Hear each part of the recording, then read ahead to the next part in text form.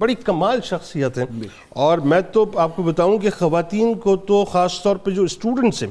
ان کو تو میرا خیال ہے بلکہ یقیناً نصاب میں ان خواتین کو پڑھایا جانا چاہیے۔ آغاز کرتے ہیں سب سے پہلے حضرت اسماء بنت ابی بکر رضی اللہ تعالیٰ عنہما کا خاندانی تعارف و عظمت، اور آپ رضی اللہ تعالیٰ عنہ نے جو ہجرت سے پہلے جو تکالیف آپ نے برداشت کی، تشدد کی گئیں، نیز جو آپ کو ذات النطاقین کا لقب ملا۔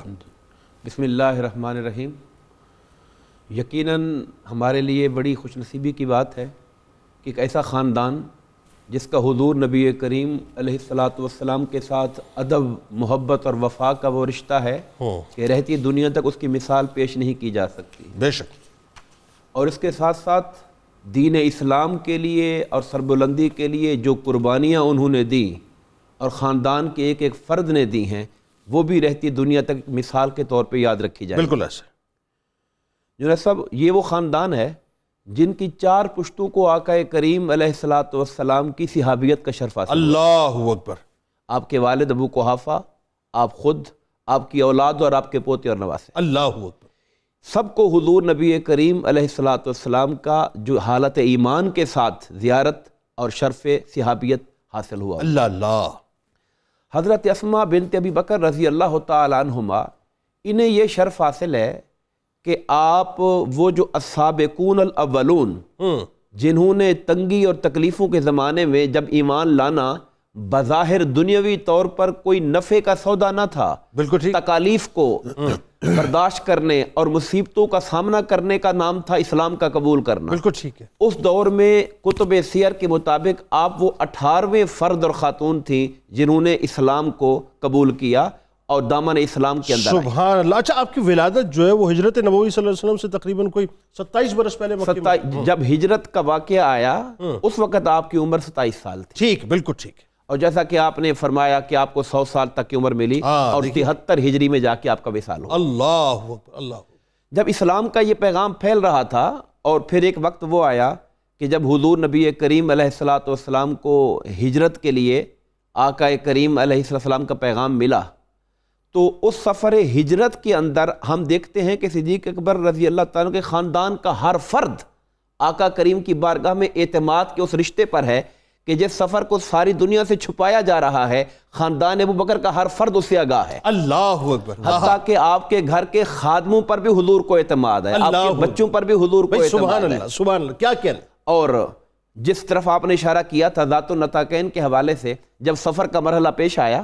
اور تیاری، سامان سفر کی تیاری شروع ہوئی، کھانے پینے کا سامان اور دیگر چیزیں، تو سامان باندھنے کے لیے وہ جو اوپر اس کا رسی وغیرہ کی پٹی کی ضرورت تھی وہ کم پڑ گئی اور ختم ہو گئی۔ ٹھیک ہے۔ اب یہ وہ خاتون تھی حضرت اسماء رضی اللہ تعالیٰ عنہ، جانتی تھی کہ مشن کتنا نازک ہے اور وقت کتنا قیمتی ہے، اس میں ایک ایک لمحہ ضائع ہونے والا نہیں ہونا چاہیے۔ آپ نے فوری طور پہ اپنے لباس کے اوپر جو ایک پٹکا خواتین اس زمانے باندھا کرتی تھیں، کمر بند ہوا کرتا تھا، اس کو اتارا، اس کے 2 ٹکڑے کیے اور اس کے ساتھ ان کو باندھ دیا۔ آقا کریم علیہ السلام نے ان کے اس عمل کو اس محبت کی نگاہ سے دیکھا کہ انہیں ذات النطاقین کا لقب عطا فرمایا۔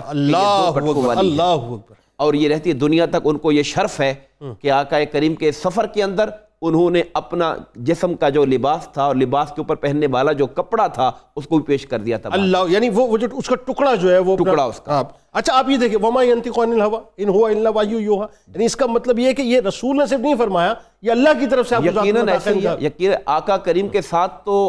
جس کا تعلق ہو جاتا ہے اور زبان مصطفیٰ سے جس کے لیے کوئی لفظ ادا ہو جاتا ہے تو وہاں پر تو بات ساری کی ساری بارگاہ رسالت مآب سے آ رہی ہوتی ہے۔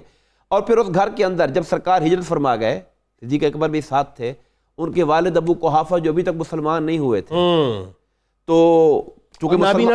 نابینا بھی تھے تو پریشان حال تھے اور بچوں سے کہہ رہے تھے ابو بکر تمہیں دورہ نقصان دے گیا، خود بھی گیا اور مال بھی لے گیا، مال بھی ساتھ لے گئے۔ ٹھیک ہے۔ یہاں حضرت اسماء کی دانش مندی ہمیں دیکھنے کو ملتی ہے کہ آپ نے اپنے بوڑھے بزرگ کو اور دادا جان کو تسلی دینے کے لیے کہ آپ پریشان نہ ہوں، گھبرائیں نہیں،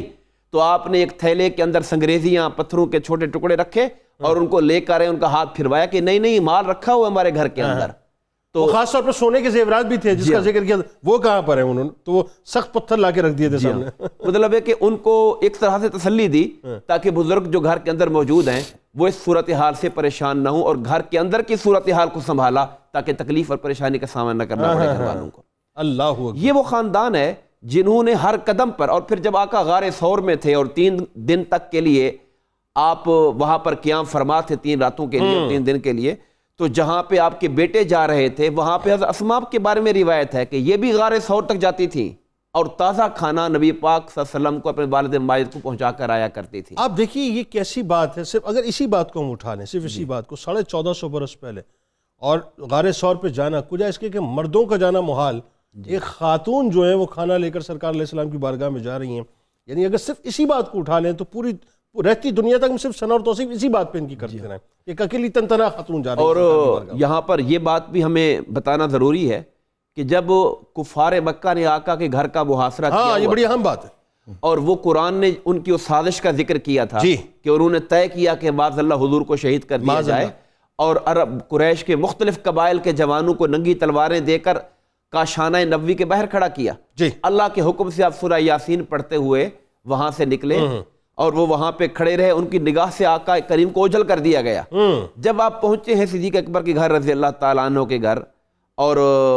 وہاں پہ آپ نے ان کو اپنے ساتھ لیا اور وہاں سے روانہ ہوئے، تو ایک جملہ میں کہنا چاہوں گا، حضرت عائشہ فرماتی ہیں کہ میں نے اپنے والد کریم کو جب یہ دیکھا پوچھتے ہوئے کہ کیا میں بھی آپ کے ساتھ جاؤں گا، حضور نے کہا ابوبکر آپ بھی میرے ساتھ جائیں، کہتے ہیں میں نے اپنے باپ کی آنکھوں سے آنسو نکلتے ہوئے دیکھے اور زندگی میں پہلی اور بار مجھے پہلی بار معلوم ہوا کہ خوشی میں بھی کوئی روتا ہے، خوشی سے بھی کوئی آنسو اللہ روتا ہے۔ اللہ اکبر۔ تو ابو جہل جو تھا وہ پیچھے سے ڈھونڈتا ہوا آ رہا تھا کہ آپ کہاں چلے گئے ہیں، اور جب ان کے گھر پہ گیا اور جا کے پتہ کیا کہ پوچھا جا کے اسماء سے کہ ابو بکر کہاں ہیں، چونکہ رازداری کا حکم تھا، انہوں نے کہا میرے علم میں نہیں ہے، تو اس بدبخت نے آپ کو تماشا دے مارا، اس تماشے کے باوجود بھی آپ نے تکلیف کو برداشت کیا مگر راز کو راز رکھا جو بارگاہ نبی کیا کہنا، کیا